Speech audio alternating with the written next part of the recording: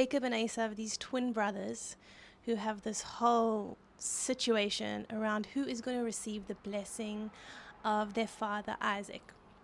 And there's a whole messy story, and Jacob leaves the home and he runs away essentially because his brother wants to kill him because he supposedly stole the blessing. And he goes out and he goes to his uncle's house, Lavan. And many years pass and he's married Rachel and Leah, and there's that whole story, and he's gone through a really difficult time in Lavan's house, who's like a serious narcissist.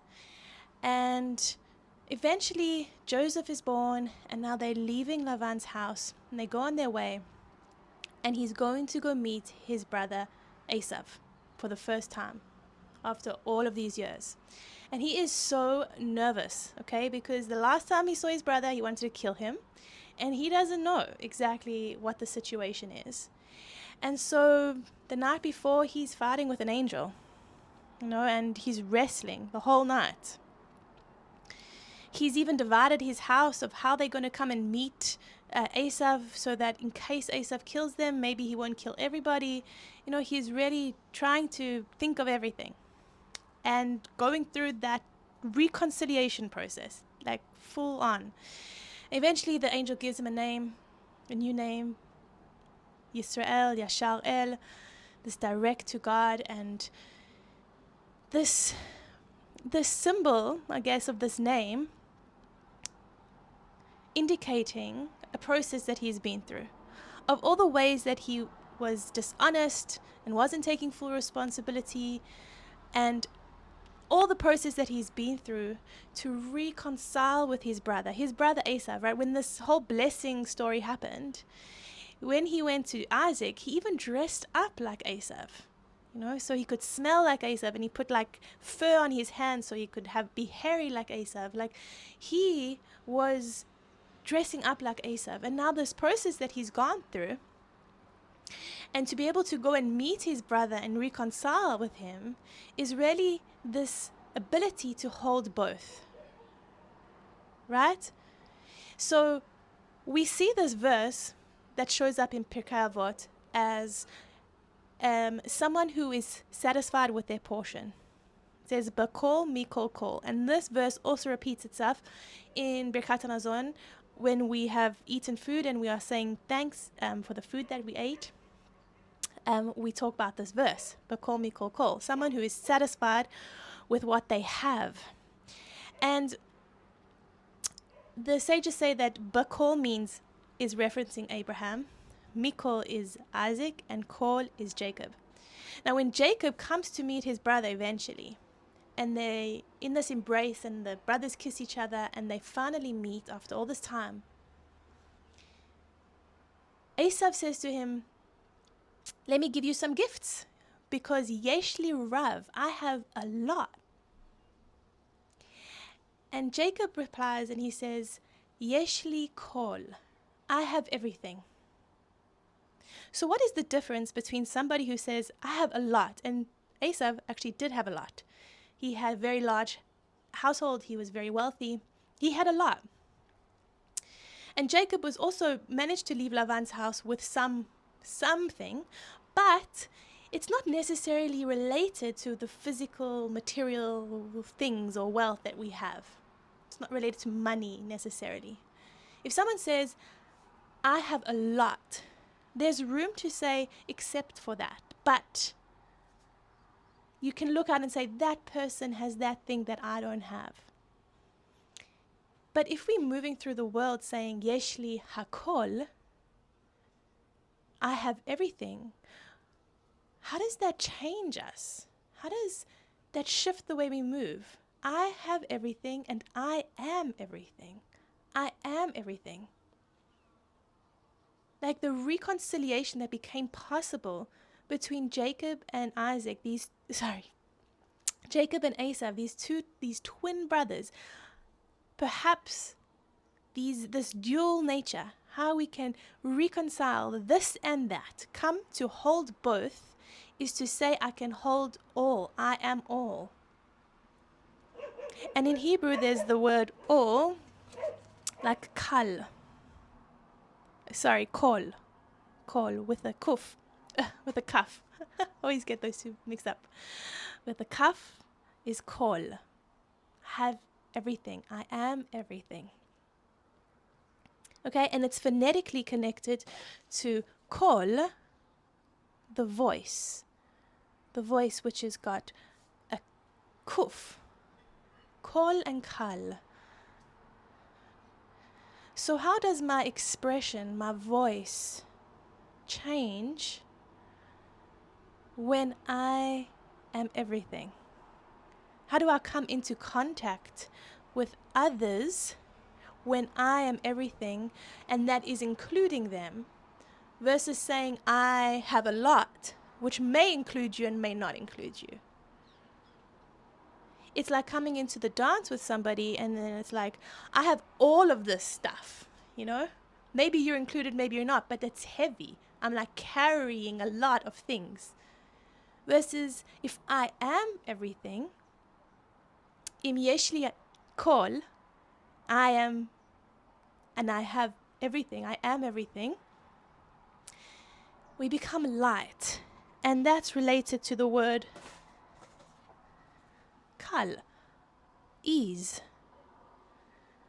So when we have kol, there's an easefulness.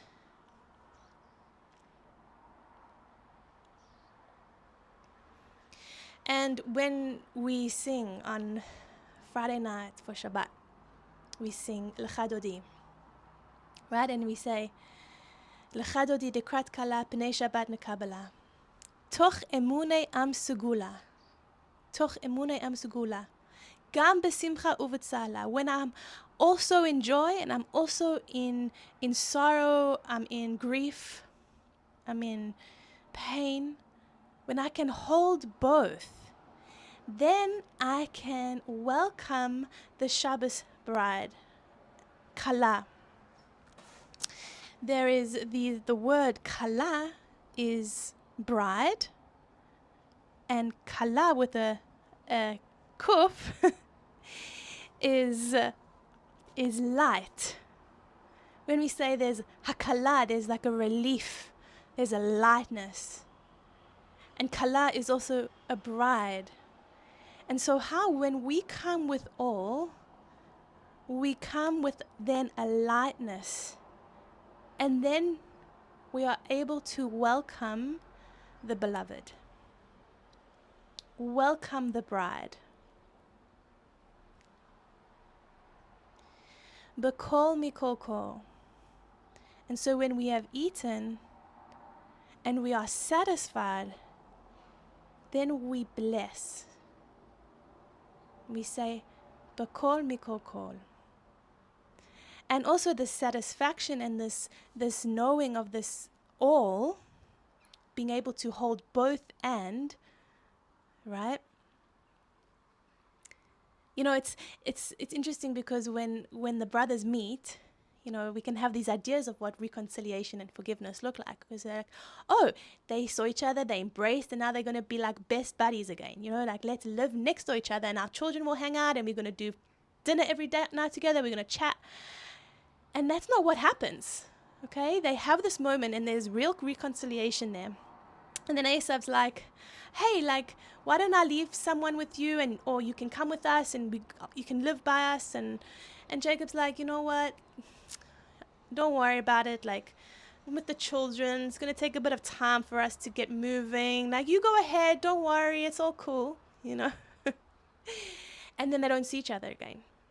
They live alongside, but they're not hanging out on each other's couches all day, every day. You know? Like, this doesn't mean that it has to look a certain way then, because we can have an idea that when I reconcile, then it needs to go back to a certain way, or it needs to look a certain way, like it's fluffy somehow. But this real deep reconciliation then also has a discernment and grounded in reality of like, yeah, it's not going to work for us to be in that kind of relationship, but we've reconciled here. There's peace here. And that peace is in Jacob's ability to take responsibility and to be able to go through his process of teshuva, of returning and remembering and reconciliation, to hold both. He doesn't have control over Esau, his brother, who says, I have a lot, and we don't know what, another's process is. We're not in control of another person's life and their choices and taking responsibility for their portion. And then there is a part of Esau, even though they made this reconciliation, there's still a part of Esau that wasn't fully reconciled. And that is another video. We're not going to go into that now. But for now, I just want to share, as we're moving in Elul, and we're coming into the High Holy Days, and we're talking about this reconciliation and forgiveness and this process that we do inside to be able to hold both. And that's not just a conceptual thing. It's not just about getting something cognitively, but to have this physiological ability to hold both, so that I'm not swinging between being right and being wrong, and he said, she said, and in this kind of conversation when we don't really get into any solutions. We kind of just go into like being right, the injustice of things, and trying to like get people. And all that has its place, and we got to go through all those hoops. That our physiological capacity to then be able to hold both, and then we can move with more ease, because we can oscillate between the ups and downs. We're not seeking an up and avoiding a down. We are able to move more in sync with the rhythms and oscillations physiologically. And then this also translates into relationally. And when I am everything, Bekomi Koko, it's like Maya Angelou says, I come as one, but I stand as 10,000. That we are coming with Bekomi Koko, all of these ancestors, these generations, all the people that came before us, also here. And with this understanding of this call,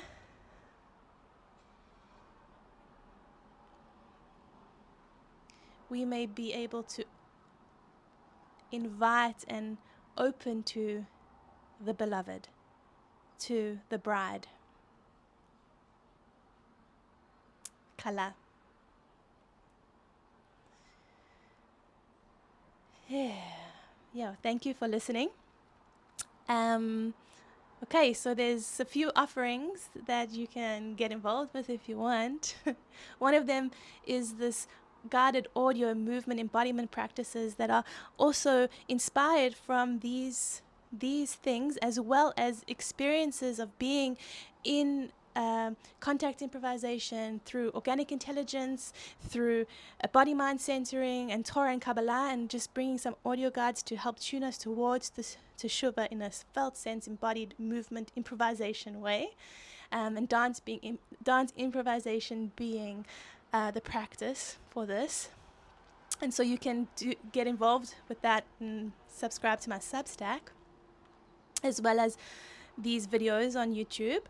And I also do one-on-one organic intelligence post-trauma growth coaching, where we are working to get the physiological, biological ability and capacity to be able to hold both, which means that we can oscillate between the ups and downs, the ins and the outs. And when we can do that physiologically, we have a bigger bandwidth to hold more complexity, to hold hakol.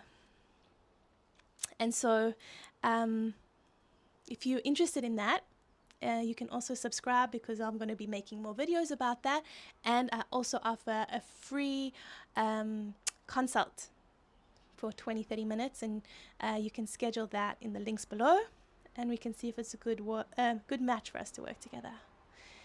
So thank you for listening, and have a wonderful day from wherever you are.